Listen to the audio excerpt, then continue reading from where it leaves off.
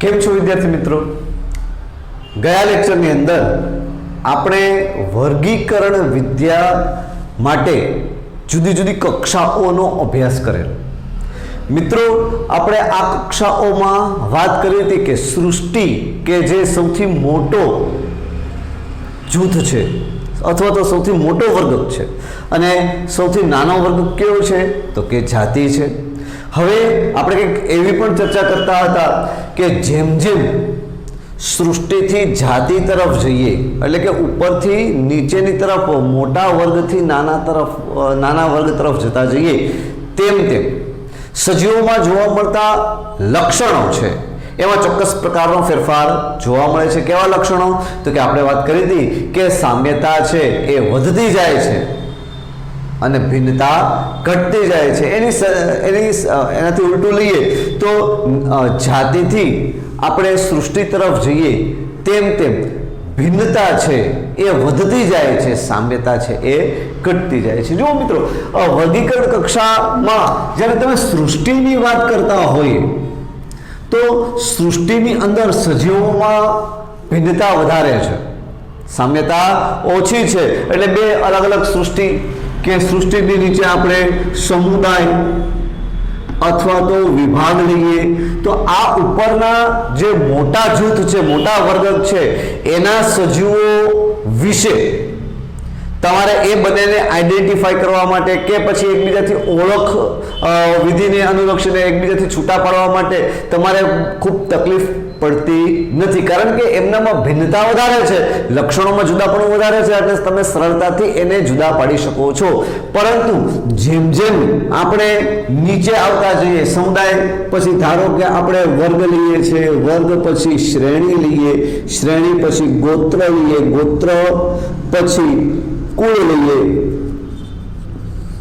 કુળ પછી પ્રજાતિ લઈએ અને પ્રજાતિ પછી જાતિ લઈએ, તો આ નીચેના જે બધા લક્ષણો છે અથવા તો નીચેના જે બધા વર્ગકો છે એ વર્ગકોમાં સામ્યતા કેવી હશે? વધારે હશે. સામ્યતા વધારે છે એટલે જ્યારે કોઈ પણ સજીવોનું વર્ગીકરણ કરવાનું આવે ત્યારે એ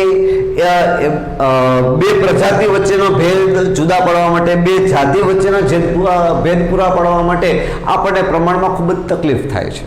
એમાં પણ જો તમે પહેલી વાર એને જોતા હોય તો પ્રમાણમાં એમને એકબીજાથી ડિફરન્શિએટ કરવા એ જુદા અઘરું પડે છે. ફોર એક્ઝામ્પલ તમને વાત કરું તો દીપડો, ચિત્તો અને જેગુઆર આ ત્રણેય આપણે આગળ ગઈકાલે વાત કરી ગયા હતા કે પેન્થેરા પ્રજાતિની જાતિઓમાં આવે છે.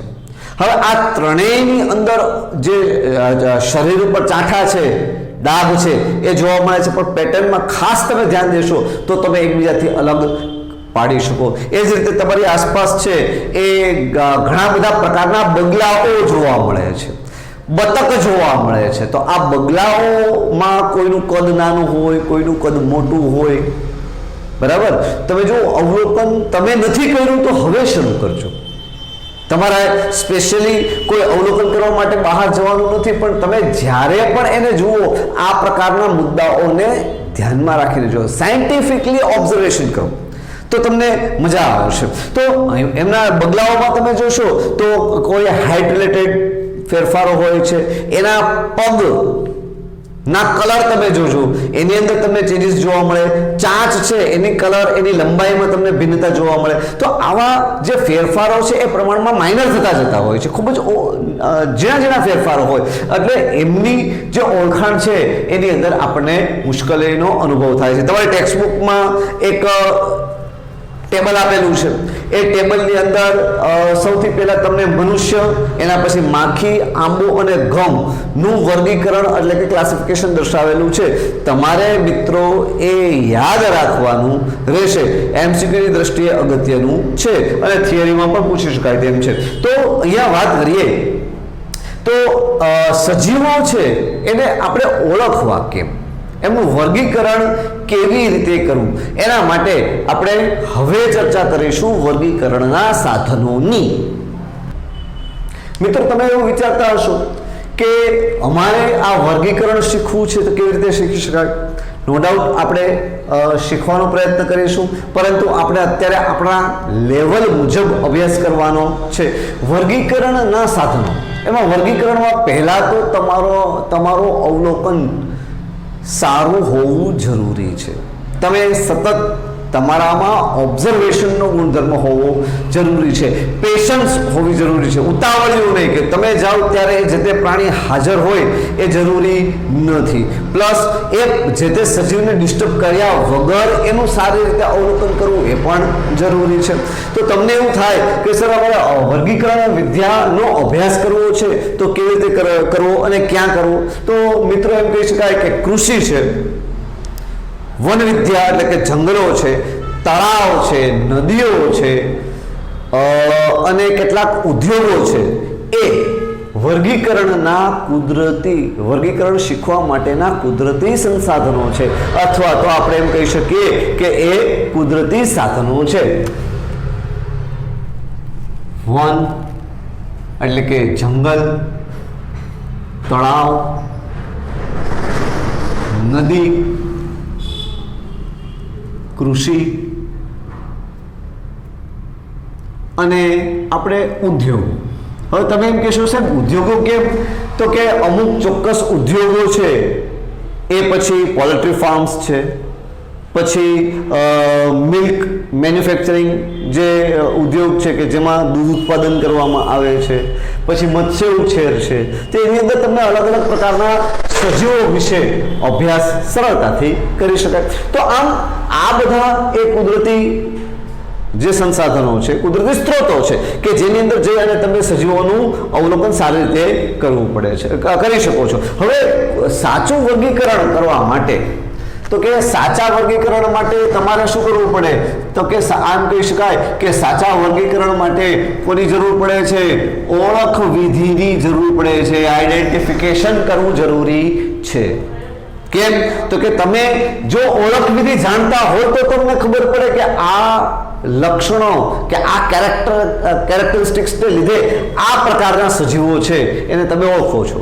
તમને કેવી રીતે ખબર પડે કે આ હાથી જ છે, કે આ ગેંડો છે, કે આ વાઘ છે, કે આ સિંહ છે? તો દરેકના પોતાના આગવા લક્ષણો હશે અને એ લક્ષણો છે એ એની ઓળખ વિધિની અંદર સમાવેશ થશે. હવે તમારે આ ઓળખ વિધિ માટે શું જોશે? એક તો કે સજ્જ પ્રયોગશાળા અને ક્ષેત્ર અભ્યાસ. બરાબર. તો હવે આપણે ઓળખ વિધિ માટે આપણે એમ કહી શકીએ કે સારી ઓળખ વિધિ માટે આપણે બે બાબતો જરૂરી છે. એક તો કે સજ્જ પ્રયોગશાળા એટલે કે સારી એવી પ્રયોગશાળા જોશે, અને બીજો છે એ સારો ક્ષેત્ર અભ્યાસ હોઈ શકે છે. એ ક્ષેત્ર અભ્યાસ આમાંથી કોઈ પણ હોઈ શકે. ક્ષેત્ર અભ્યાસ છે એ કુદરતી પણ હોઈ શકે અને માનવ સર્જિત પણ હોઈ શકે છે. કેવી રીતના? તો કે આ વન, તળાવ, નદી, પછી ત્યારબાદ સમુદ્ર છે અને પહાડો, નદીઓ, આ જે બધા કુદરતી ઘટકો છે એ બધા કુદરતી ક્ષેત્ર અભ્યાસ છે. બાકી કૃષિ છે, ઉદ્યોગો છે, પછી કોઈ પણ જગ્યાએ દાખલા તરીકે વનસ્પતિ સંગ્રહાલય છે, પ્રાણી ઉદ્યાન છે, આ બધા કૃત્રિમ ક્ષેત્ર અભ્યાસો કહી શકાય. તો આ બંને સારી રીતે હોવા જરૂરી છે. આ ઉપરાંત આપણે એમ કહી શકીએ કે વન્ય પ્રાણીઓ છે એના નમૂનાઓનો સંગ્રહ પણ તમારી પાસે હોવો જરૂરી છે. એ નમૂના જીવંત કે મૃત સ્વરૂપે, કારણ કે તમે જ્યારે પણ સારી પ્રયોગશાળામાં જાઓ તો ત્યાં તમને આવી નમૂનાઓ જોવા મળે કે જે અમુક જીવંત હોય કે મૃત નમૂના હોય, એનું જે સંદર્ભ સાહિત્ય એની અંદર તમને ત્યાં જોવા મળે. તો આમ જે વર્ગીકરણ માટે આવા નમૂનાઓનો અભ્યાસ પણ ખૂબ જ અગત્યનો છે. તમને જો કોઈ પણ ક્ષેત્ર અભ્યાસની અંદર તમે કોઈ પ્રાણી કે કોઈ વનસ્પતિનું અવલોકન કરવા જઈ રહ્યા છો તો એની પહેલા તમને એ વનસ્પતિ કે પ્રાણીઓના જીવંત કે મૃત નો અવલોકન તમે કરી લો, એના માટેના સંદર્ભ સાહિત્ય છે એનો સારી રીતે તમે અભ્યાસ કરો છો અને ત્યારબાદ તમે ક્ષેત્ર અભ્યાસ માટે જાઓ છો તો એ ખૂબ જ સારી બાબત છે. આપણે એમ પણ કહી શકાય કે આ જીવંત કે મૃત નમૂનાઓ તમે ક્ષેત્ર અભ્યાસમાં જાઓ છો અને ત્યાંથી પણ તમે લઈને આવો છો તો ભવિષ્યની અંદર જો કોઈ અભ્યાસ કે રિસર્ચ વિધિ હોય તો એના માટે પણ એ એક સંદર્ભ સાહિત્ય તરીકે કાર્ય કરશે. એટલે માટે આ બધા ઘટકો છે એ જરૂરી છે. આપણે એમ કહી શકીએ કે કેટલાક કિસ્સાઓમાં ભવિષ્યના અભ્યાસ માટે આ સાહિત્ય ખૂબ જ અગત્યનું મળે છે. જો કેટલાક વાત કરીએ ને તો તમારી સ્કૂલની અંદર તમે જાઓ છો તો ત્યાં રીતે નમૂના બનાવીને રાખેલા હશે. કોલેજોમાં જાઓ તો પેલી કોલેજની મુલાકાત લ્યો તો ત્યાં વધુ સમૃદ્ધ રીતે આ બધું સેટઅપ ગોઠવેલું હશે તો એના ઉપરથી તમે એ પ્રાણીને સરળતાથી ઓળખી શકો છો. હા, જે બાયોલોજીના પ્રેક્ટિકલની અંદર પણ નમૂનાઓની ઓળખ વિધિ માટેના ખાસ માર્ગ છે. એટલે સારી રીતે જ્યારે અવલોકન કરવા જાઓ ત્યારે ઓબ્ઝર્વેશન અને તમારે જે નમૂનાઓના કેરેક્ટરિસ્ટિક તમારે જોવાના છે એનો ખાસ તમારે અભ્યાસ કરવાનો છે. તો આમ આ બધા વાત હતી કે ક્ષેત્ર અભ્યાસ અને એની અંદર જુદા જુદા પ્રકારના કેવા નમૂનાઓ તમે ઓળખી શકો. હવે ધારો કે તમે કોઈ વ્યક્તિ છે એ દરેક જગ્યાએ આવા કુદરતી નિવાસ સ્થાનોમાં જઈ શકતા નથી તો કેટલાક આ ચેપ્ટરના આ ભાગની અંદર આપણે કેટલાક માનવ સર્જિત જે ક્ષેત્ર અભ્યાસ માટેના સ્થાનો છે એની થોડીક ચર્ચા કરી લઈએ. માનવ સર્જિત જે ક્ષેત્ર અભ્યાસ છે એમાં સૌથી પહેલું છે વનસ્પતિ સંગ્રહાલય, જેને આપણે હર્બેરિયમ તરીકે પણ ઓળખીએ છીએ.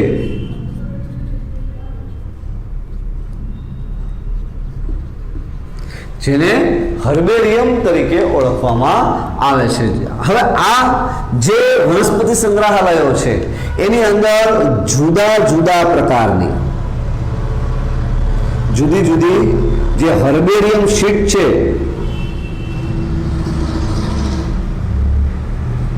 હર્બેરિયમ શીટ્સ છે એનો સંગ્રહ કરવામાં આવે છે. આ હર્બેરિયમ શીટ્સ એટલે શું?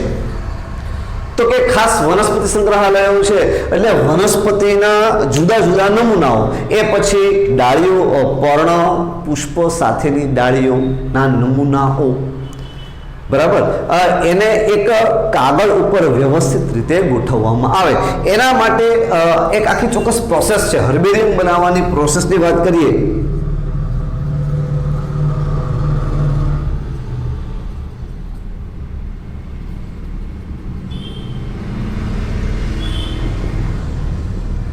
હર્બેરિયમ બનાવવાની જો આ ટોટલ પ્રોસેસની વાત કરીએ તો સૌથી પહેલા નમૂનાઓ છે એનું એકત્રીકરણ કરવામાં આવે.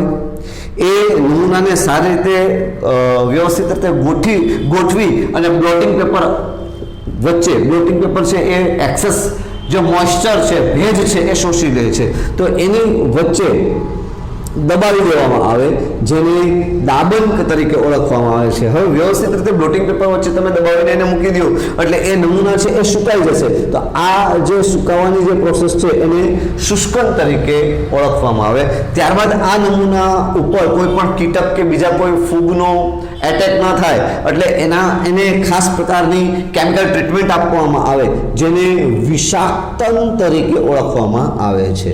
અને ત્યારબાદ એને નામકરણ કરવામાં આવે છે. નામકરણ એટલે શું? તો કે એના વિશે એનું સામાન્ય નામ છે, એનું વૈજ્ઞાનિક નામ છે, એના કુળ સુધી એટલે કે ફેમિલી સુધીનું વર્ગીકરણ કરવામાં આવે છે. કયા દિવસે કયા સ્થાનેથી એને એકત્ર કરવામાં આવી, કોના દ્વારા એકત્ર કરવામાં આવી, આવી ઝીણી મોટી માહિતી છે એ હર્બેરિયમ શીટ ઉપર દર્શાવવામાં આવે છે. કાગળનું જાડું શીટ હોય એના પર આ નમૂનાઓને ત્યારબાદ યોગ્ય રીતે આરોપણ કરવામાં આવે છે. એટલે કે વિષાક્તન પછીનું એક પ્રોસેસ છે આરોપણ. આરોપણમાં કાં તો તમે એને સ્ટેપલ કરી શકો છો, એને ચોંટાડી શકો છો કે પછી દોરાથી સીવી શકો છો અને એ આરોપણ કર્યા બાદ એનું નામકરણ કરવામાં આવે છે. હવે આવી નામકરણ કરેલી શીટ્સ ને યોગ્ય રીતે એના યોગ્ય વર્ગીકરણ કરેલા કબોટ્સ હોય, એટલે કે કબાટની અંદર એની કુળ પ્રમાણે, એની જાતિ પ્રમાણે સરળતાથી એને મેળવી શકાય, પ્રાપ્ત કરી શકાય એવી રીતે એને ગોઠવવામાં આવે છે. આ કાર્ય વનસ્પતિ સંગ્રહાલયની અંદર કરવામાં આવે છે. આ ઉપરાંત વનસ્પતિ સંગ્રહાલયમાં આવા વિવિધ નમૂનાઓને ગોઠવણી કરેલા કબાટ હોય, એ કબાટને દર થોડા સમય એમાં ફ્યુમિગેશન કરવામાં આવે છે. એટલે કે એની અંદર જે શીટ્સ હોય એની અંદર કેમિકલ જે ફ્યુમ એટલે કે ફ્યુમિગેશન કરવામાં આવે, ધુમાડો છોડવામાં આવે અને એને લીધે એની અંદર જો કીટકો કે કોઈ ફૂગની અસર હોય એને નાશ કરવામાં આવે છે. આ ઉપરાંત વનસ્પતિ સંગ્રહાલયની અંદર આપણે એમ કહી શકીએ કે ત્યાં લાઇબ્રેરીની પણ વ્યવસ્થા હોય છે, જેમાં જે તે વનસ્પતિ નમૂનાઓની સાથે સાથે એ નમૂનાને લગતું જે અભ્યાસનું સાહિત્ય પણ તમને પ્રાપ્ત થઈ શકે છે.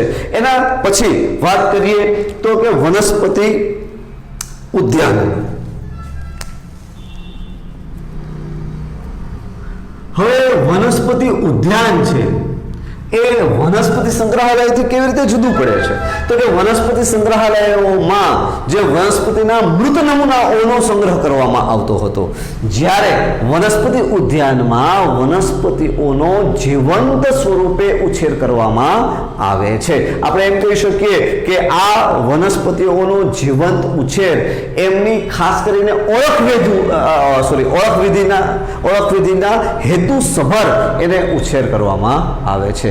હવે આપણે એમ કહી શકીએ કે વનસ્પતિ ઉદ્યાનમાં એક પ્રકારનો મોટો બધો બગીચો છે એવું કલ્પી લ્યો. એમાં ચોક્કસ જાતિના જે વનસ્પતિઓના ક્ષુપ, છોડ, વેલ, લતા વગેરે વગેરેને ઉછેરવામાં આવે છે. આ દરેક ઉપર એના જે વૈજ્ઞાનિક નામકરણ, એના કુળ માટેની તકતી લગાડેલી હોય છે. એટલે આપણે એક કલ્પના કરી શકીએ કે કોઈ એક વિશાળકાય વૃક્ષ છે અને એ વિશાળકાય વૃક્ષ ઉપર એની માહિતી દર્શાવતી એક તકતી લગાડેલી છે. એનો મતલબ શું થાય? તમે આ વૃક્ષની મુલાકાત લ્યો અને એની પર રહેલી તકતીની અંદર આપેલી ઇન્ફોર્મેશનનો અભ્યાસ કરો તો તમને સ્થળ શિક્ષણ પ્રાપ્ત થાય છે.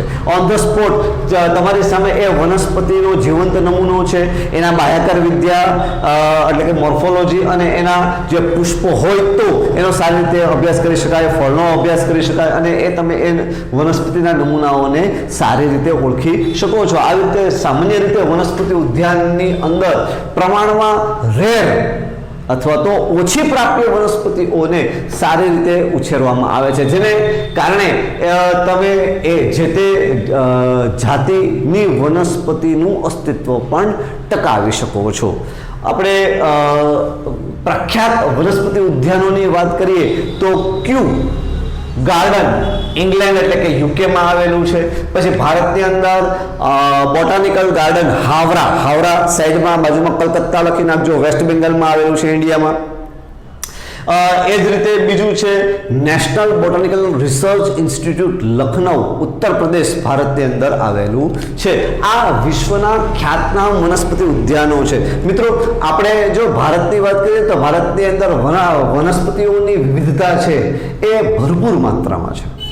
ભારતની અંદર મોટા ભાગના બધા જ જે એના ભાગના નિવાસ સ્થાનો ભારતમાં જોવા મળે છે. એટલે ભારતની અંદર વનસ્પતિઓની જાતિની વિપુલતા પણ વધારે છે. એવું કહેવાય, વૈશ્વિક લેવલે એવું કહેવામાં આવે છે કે જો બોટની એટલે વનસ્પતિ શાસ્ત્રનો સારી રીતે અભ્યાસ કરવો હોય તો એક વખત ભારતની મુલાકાત લેવી જરૂરી છે. કારણ ભારતની અંદર હમણાં આગળ આપણે વાત કરી કે હાવરા છે, કલકત્તા છે, બરાબર, દહેરાદૂન છે, એની અંદર આવેલા જે આ વનસ્પતિ સંગ્રહાલયો અને વનસ્પતિ ઉદ્યાનો છે એની અંદર વનસ્પતિઓની ખૂબ જ બહોળા પ્રમાણમાં વનસ્પતિઓનો ઉછેર કરવામાં આવેલો છે.